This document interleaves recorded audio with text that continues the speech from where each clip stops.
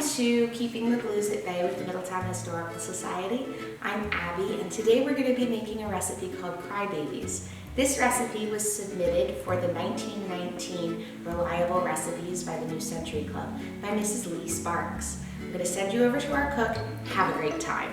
Hey everybody, okay, so now we're doing Crybabies. So, our recipe calls for 2 cups of molasses, 1 cup of lard, 1 cup of water, 4 cups flour, heaping teaspoon soda, 1 teaspoon salt, cinnamon, nutmeg, ginger, cloves, allspice to suit taste. Put 3 to 4 raisins on top of each cake. Drop from spoon. So, again, no time, no heat instructions for the oven. So I've gone ahead and I put the oven at 350, and we'll see what we do, probably about 20 minutes for these. We'll see what the batter's like. So what I'm going to do first is I'm going to put all of my wet ingredients in first. I've already put my cup of water in the bowl here. Now I'm going to add, alright, so let's add our cup of lard. And now we're going to add our 2 cups of molasses. Always spray your pouring container, whatever you're using to measure out your molasses with.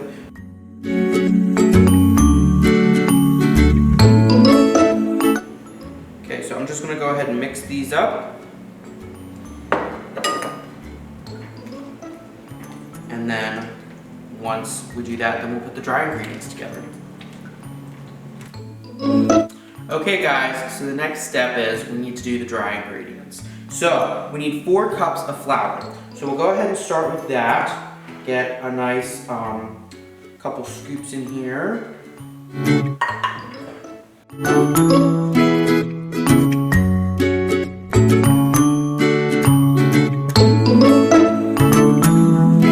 Okay, so now we have our flour. So now we need a heaping teaspoon of baking soda. So let me just scrape that on in there, put that in. Let me just add a little bit extra since that really wasn't heaping. So, and we'll just suffice with that. And then we'll need a teaspoon of salt, which I'm always not very generous with salt. So we'll just add a bit in there. So now we just need to mix this all up together. Okay, so we've added our dry ingredients together, so let's go ahead and add our wet ingredients in.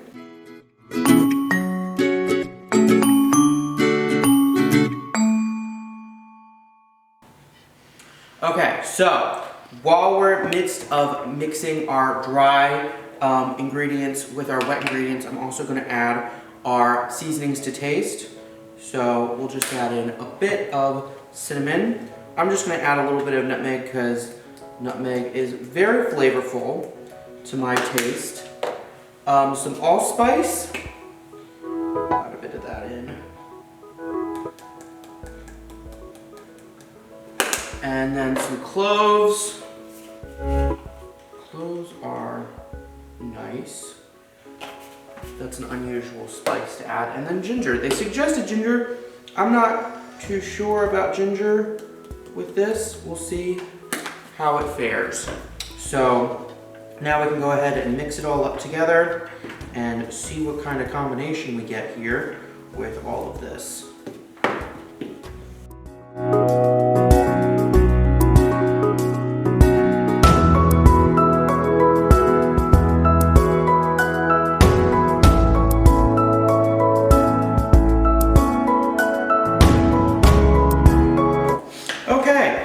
So, we've mixed this up, and I would suggest if you do make this, probably should use a hand mixer if you don't have a good heaping strength in the arm. So we'll go ahead and we'll get our pans together, and then we'll spray it and we'll put it in the oven. And we'll probably see about 20 minutes for this one. So we'll see you in just a minute.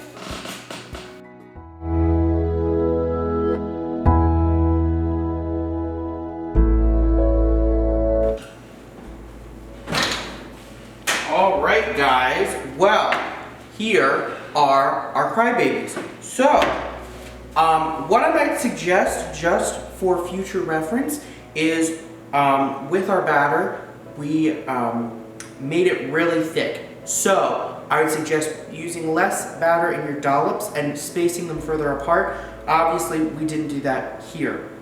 Also, with crybabies, it was common to call them as cakes, called cookies cakes back 100 years ago. So this is going to be a softer consistency than a normal cookie might be, with more of a crunch or something that we would normally equate to a cookie.